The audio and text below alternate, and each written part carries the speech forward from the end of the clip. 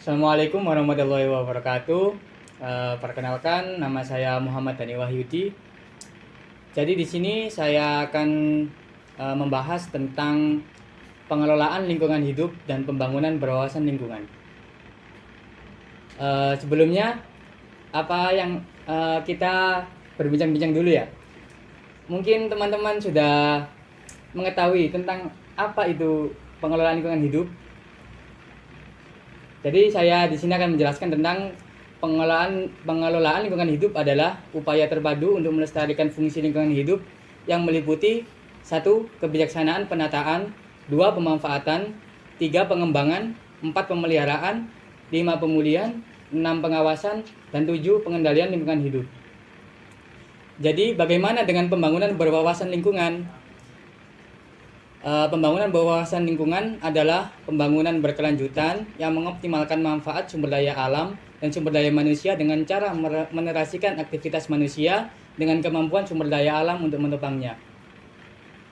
Pengelolaan lingkungan bertujuan untuk mewujudkan pembangunan berkelanjutan yang berwawasan lingkungan hidup dalam rangka pembangunan manusia Indonesia seutuhnya dan pembangunan masyarakat Indonesia seluruhnya yang beriman dan bertakwa kepada Tuhan Yang Maha Esa. Baik, presentasi akan dilanjutkan oleh... Oke, selanjutnya saya akan menjelaskan tentang masalah lingkungan hidup dapat dikelompokkan menjadi 3 kelompok. Perkenalkan, nama saya adalah Vito Agatha Salitama. Di sini saya akan menjelaskan tentang masalah lingkungan hidup dapat dikelompokkan menjadi 3 kelompok. Yang pertama ada permasalahan lingkungan alam, yang kedua permasalahan lingkungan buatan, dan yang ketiga adalah permasalahan lingkungan sosial. Permasalahan lingkungan alam dalam sumber daya lahan, yaitu bertambahnya jumlah penduduk disertai dengan meningkatnya pembangunan. Pola pembangunan lahan tidak sesuai dengan kemampuan lahan. Degradasi lahan karena penggunaan bahan-bahan kimia untuk pertanian. Selanjutnya yaitu permasalahan lingkungan alam dalam sumber daya air. Yang pertama adalah pencemaran air. Yang kedua adalah penurunan muka air tanah. Yang ketiga adalah kekeringan dan banjir.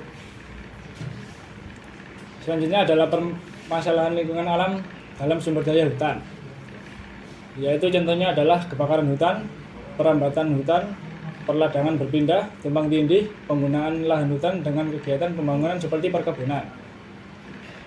Sementara itu kegiatan-kegiatan rehabilitasi belum memadai dibanding dengan laju kerusakan yang terjadi. Permasalahan berikutnya yaitu tentang keanekaragaman hayati. Pulau-pulau di Indonesia bervariasi dari yang sempit sampai yang luas, dari datar sampai berbukit serta bergunung tinggi, sehingga mampu menunjang untuk kehidupan flora, fauna, dan mikroba yang beraneka ragam. Ditambah lagi dengan kekayaan hayati yang ada di laut. Oleh karena itu, Indonesia dikenal sebagai negara yang mempunyai mega diversity jenis hayati. Selanjutnya permasalahan lingkungan alam tentang pesisir lautan. Permasalahan di Indonesia terutama karena eksploitasi yang berlebihan tanpa terkendali terhadap sumber daya alam di wilayah besar dan lautan, seperti hujan mangrove, terumbu karang, pasir laut, dan lain-lain. Terutama karena eksploitasi yang berlebihan tanpa terkendali terhadap sumber daya alam di wilayah besar dan lautan, seperti hujan mangrove, terumbu karang, pasir laut, dan lain-lain. Nah, yang terakhir adalah permasalahan lingkungan alam tentang udara. Udara merupakan bagian atmosfer yang peka terhadap pengaruh lingkungan. Pencemaran udara akan mempengaruhi kualitas udara, cuaca, dan iklim. Peningkatan konsentrasi gas-gas akibat aktivitas manusia untuk memenuhi kebutuhan akan menyebabkan menipisnya lapisan ozon yang menyebabkan pemanasan global. Oke, di sini saya Naufal Bagas Wisoda akan menjelaskan tentang permasalahan lingkungan buatan. Apa itu lingkungan buatan? Lingkungan buatan yang ini seperti gedung, sekolah, kawasan perumahan, kawasan tempat tinggal penduduk-penduduk masyarakat. Nah, permasalahan terjadi ini apa sih? Seperti ladang permasalahannya di permasalahan lingkungan buatan ini seperti menyempitnya ruang terbuka hijau, pemanfaatan lahan yang dijadikan industri tapi tidak diimbangi dengan pengelolaan lahan yang baik, dan juga terjadi karena banyak tempat yang digunakan untuk membuang sampah secara sembarangan. Gitu. Lalu kita ada permasalahan lingkungan sosial.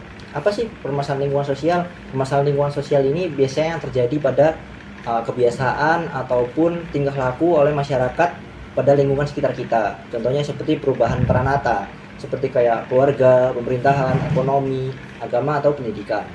Ada juga perubahan nilai gotong royong, nilai kesetia kawanan, nilai sosial, loyalitas, dan juga kebersamaan pada masyarakat di sekitar kita. Ada juga keanekaragaman kelompok seperti berkembangnya peranata dan nilai-nilai masyarakat yang membawa semakin berkembangnya ragam kelompok sosial dan kelas ekonomi. Lalu yang terakhir adalah kontrol sosial, yaitu melemahnya kontrol sosial pada masyarakat dan keluarga yang telah banyak memunculkan masalah-masalah sosial psikologis dalam masyarakat. Oke, perkenalkan, nama saya Muhammad Fajar Rafli. Di sini saya akan menjelaskan konsep pembangunan berwawasan lingkungan. Pembangunan yang berwawasan lingkungan adalah suatu upaya terencana dalam menggunakan dan mengelola sumber daya secara bijaksana guna meningkatkan kualitas hidup. Maka pembangunan itu harus memperhatikan lingkungan sejak mulai pembangunan direncanakan sampai pada waktu operasi pembangunan. Yaitu selanjutnya ciri-ciri pembangunan berwawasan lingkungan. Yang pertama, ada pembangunan dilaksanakan berdasarkan nilai kemanusiaan. Yang kedua, pembangunan yang memperhatikan lingkungan fisik atau ramah lingkungan alam dan lingkungan sosial. Yang ketiga, pembangunan yang mencerminkan usaha peningkatan produksi nasional berupa tingkat laju pertumbuhan ekonomi yang positif. Yang keempat, pembangunan yang dapat memperluas kesempatan kerja untuk menampung masuknya golongan usia kerja baru dalam kehidupan ekonomi. Yang kelima, pembangunan yang bertujuan menuju pemerataan atau keseimbangan pendapat antar golongan dan antar daerah. Oke, tujuan dan prinsip berwawasan lingkungan. Konsep pembangunan ini bertujuan untuk membangun kualitas sumber daya manusia yang mampu menyelaraskan tanggung jawab moral dengan strategi pembangunan berwawasan lingkungan. Prinsip pembangunan berwawasan lingkungan ini adalah pendayagunaan sumber daya alam sebagai pokok kemakmuran rakyat yang dilakukan secara terencana, bertanggung jawab, dan sesuai daya dukungnya dengan mengutamakan sebesar-besarnya kemakmuran rakyat serta memperhatikan kelestarian fungsi dan keseimbangan lingkungan hidup bagi pembangunan berkelanjutan. Oke, selanjutnya ada kegiatan Selanjutnya ada kegiatan pembangunan dalam memanfaatkan sumber daya alam. Yang pertama, ada industri. Industri itu seperti contoh pabrik Rosneft di Tuban. Kalau kalian nggak tahu, coba cari Google aja. Itu pabrik Rosneft adalah pabrik yang sangat terbesar di Asia, katanya sih. Oke, selanjutnya nomor 2, infrastruktur. Nomor 3, pertanian. Pertanian adalah pertanian, seperti contoh membajak sawah. Nomor 4, pertambangan. Pertambangan itu yang saya ketahui, yang saya tangkap itu seperti nambang emas itu, TLL. Lanjut. Oke, selanjutnya ada di dampak negatif pembangunan dalam pemanfaatan sumber daya alam. Oke, nomor 1, dampaknya itu, saya ingat-ingat. Ada pembuangan limbah, ya, pembuangan limbah oleh industri ke lingkungan. Tahu kan kalian? Anjay. Nomor 2 itu ada pembukaan lahan dan penebangan hutan untuk pembangunan infrastruktur. Nomor 3 itu menurunnya kualitas tanah bekas tambang. Ya, so-so lah. Dan nomor 4, global warming akibat emisi CO2. Oke. Yang presentasi atau konten dari kita berempat. Saya kira itu sekian konten hari ini dari kami berlima. Saya Afan ingin mengucapkan terima kasih karena telah menyaksikan konten kami hari ini, konten kegabutan kami, anjay. Dan ini adalah partner saya, ada brother, anjay, Jeper. Kami berlima adalah tim Jeper. Saya kira itu, saya Afan izin pamit untuk diri. Sekian, assalamualaikum warahmatullahi wabarakatuh.